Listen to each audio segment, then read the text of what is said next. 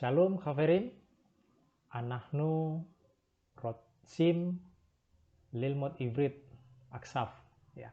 Shalom teman-teman, sekarang kita akan belajar bahasa Ibrani. Ini adalah bagian yang pertama, yaitu mengenal huruf Ibrani. Ini akan menjadi dasar untuk pembelajaran kita selanjutnya.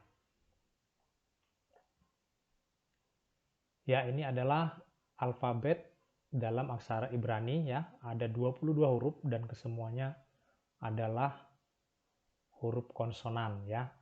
Alef, bet, gimel, dalet, hei sampai dengan huruf taf.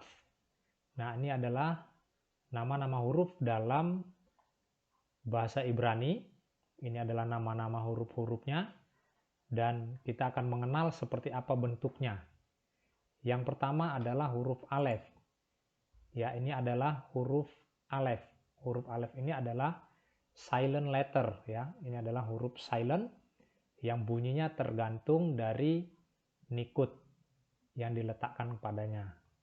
Kemudian huruf berikutnya adalah huruf bet. Huruf bet ya, transliterasinya adalah huruf B. Dan kemudian huruf B ini ada dua bunyi.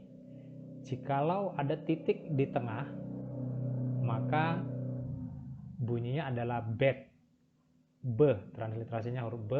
Jikalau dia tanpa titik di tengah, seperti ini, maka dia disebut hurufnya vet. Tapi kedua ini adalah satu huruf ya. Dua ini adalah satu huruf, yaitu huruf bet.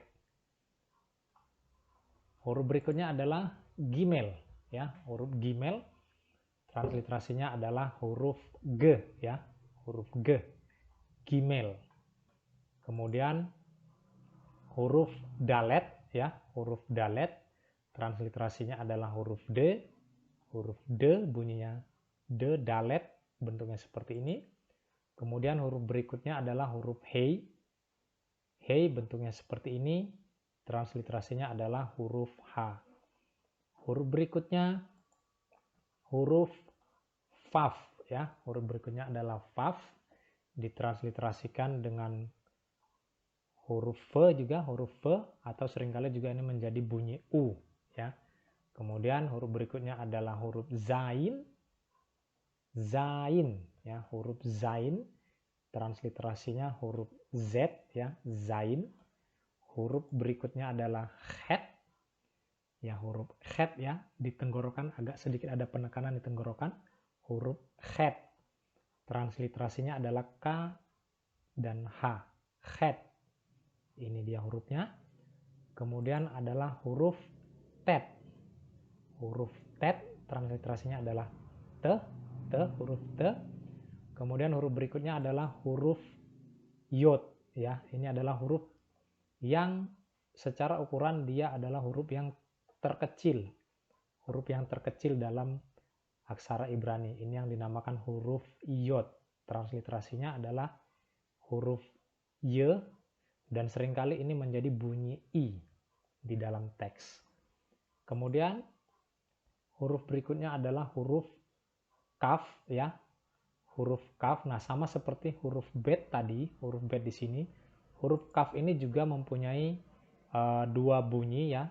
Kalau dia tanpa titik, maka ini bunyinya agak ada tekanan tenggorokan, huruf Kaf, huruf Kaf, Kaf, Kaf ya, huruf Kaf.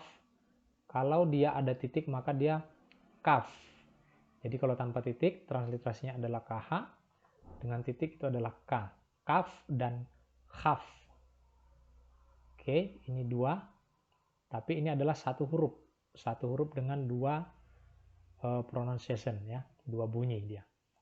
Kemudian huruf berikutnya adalah lamet. Ini dia hurufnya. Huruf lamet. Huruf lamet ya. Huruf lamet. Ini dia huruf lamet. Transliterasinya adalah L ya. Lamet. Huruf berikutnya adalah huruf mem. Ya, huruf mem. Transliterasinya adalah M. Huruf M. Berikutnya adalah huruf nun. Ini dia bentuknya huruf nun. Seperti ini huruf nun. Transliterasinya adalah N. Ya, N. Kemudian huruf samek. Ya. Samek, huruf S, Samek. Transliterasinya adalah huruf S. Kemudian adalah huruf Ain, ya. Huruf Ain. Huruf Ain ini seringkali dibunyikan A, tapi dia bisa juga I, ya, bisa juga yang lain, ya. Kemudian huruf berikutnya adalah huruf P atau V, ya, V, V. Ini juga mempunyai dua bunyi. Kalau ada titik di tengahnya, maka dia berbunyi P. Kalau tanpa titik, maka V, ya, huruf V.